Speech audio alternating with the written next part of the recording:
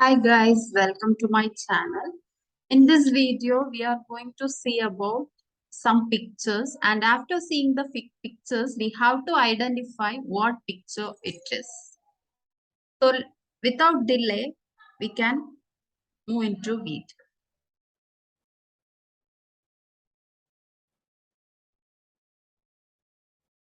The first picture, you can see a baby with his intestine covered by a layer. So whether you can identify the condition, what it was? Yeah, it's amphilosis. Here, abdominal viscera herniating into base of umbilicus.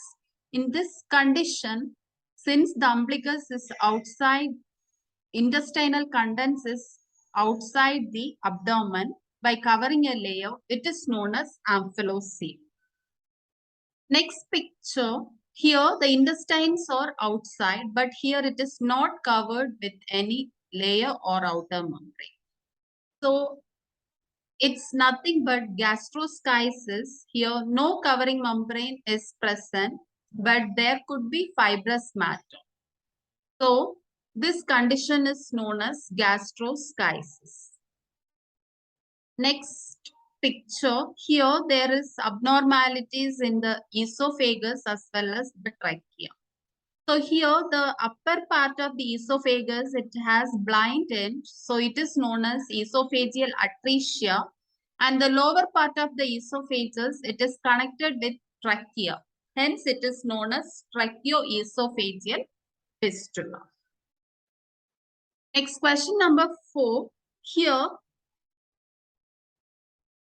the atrial septal defect. It means the both atrium, it is not separated by a septum.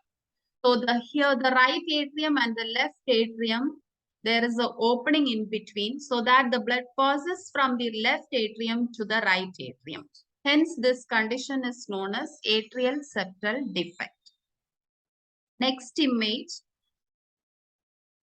Here you can see a hemorrhage between the cranial bone and the periosteal bone. So this condition is known as cephalohematoma. And if it is hemorrhage beyond the periosteum, it is known as subperiosteal hemorrhage. Next image you can see cap-like appearance you can see in the head. So it is nothing but caput succedaneum. So while using vacuum suction during the delivery, so it will leads to cap-like formation in baby's head. Hence, it is known as caput succedaneum. It is boggy edematous swelling of the fetal scalp, disappears without treatment, no pathological significance. Automatically, after a few weeks, it will be reduced and it will become normal. Next question, here we can see the intestine. Hope it is a big colon.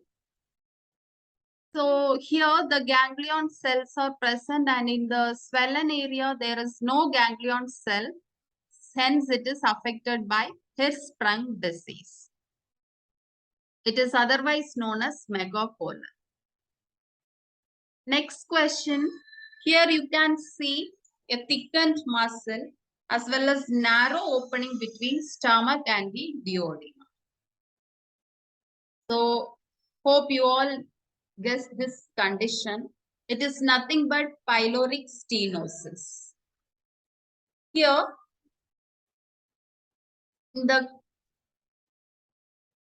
there is a narrowing of the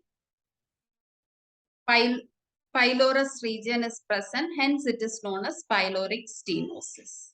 Thank you. Hope you all enjoyed the topic.